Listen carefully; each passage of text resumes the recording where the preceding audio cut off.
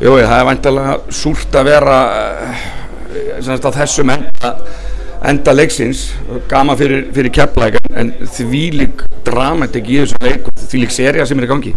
Já, bara augljóst eitt skot sem að tilaði frá og datt þeirra megin í dag og þeir eru glaðir og við hundfúlir og þannig körfubolti. Veitu, elstur margir úr Grindavík sem að hugsa með sér að það yrði nú kannski bara létt. Bæði náttúrulega Remi Martins, frábæri leikmaður úr leik, Kane með, menn getur verið að þínir menn hafi komið, ég meina værukærir út á þetta og skilur Keflvíkingarnir þá dýrvitlausir. Ég heyrti þessu umræðu og við töluðum það fyrir leikinn að ef við erum að vanmeta andstæðing í fjarraláslu þá erum við heimskir. Já, þannig að það var ekkert svoleiðis.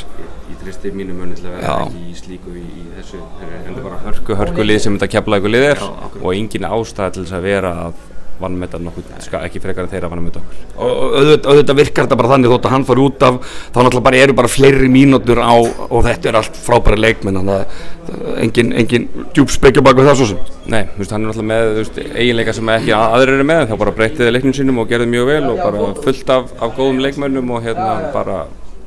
Og meina vörnin þeirra væntanlega batnar líka við þetta, eða ekki? Öðruvísi vörnin, já. Ok, en segðu mér, eins og ég spurði Magnús aðstoðarþjálfari Keflavíkur, ekki rosalega vont fyrir bæði ykkur og náttúrulega Keflvíkingarnir líka að vita ekki fyrir ná leikti hvort að Kane sé með eða ekki, hvers slags vinnubröð þetta eiginlega? Döpur vinnubröð, en þetta eitthvað sem við stjórnum ekki og við erum alltaf að tala við inn í okkar liði að bara stjórna hlutunum sem við stjórnum og þetta klárlega einn af þeim, þannig að við bara þurfum að einbytta okkur af því sem við stjórnum og halda áfram með það.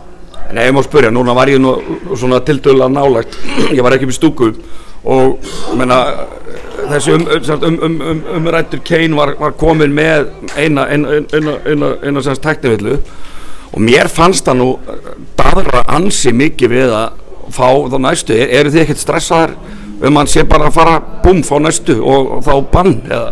En Pétur Ingvars, Igor Marits Dórusæ með hendunar upp í lofti, Halldór Garðar floppandi út allt.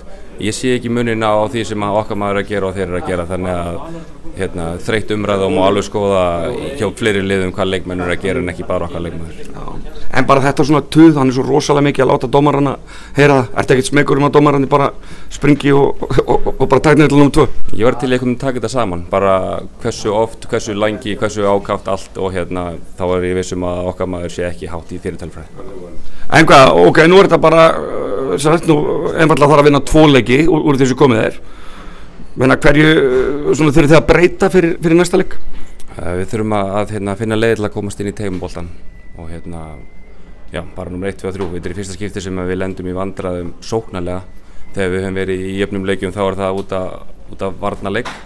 Vörnin var ekki góð en hún var ekki jafn slæm og sóknin í dag og við þurfum að finna leiðir sóknarlega.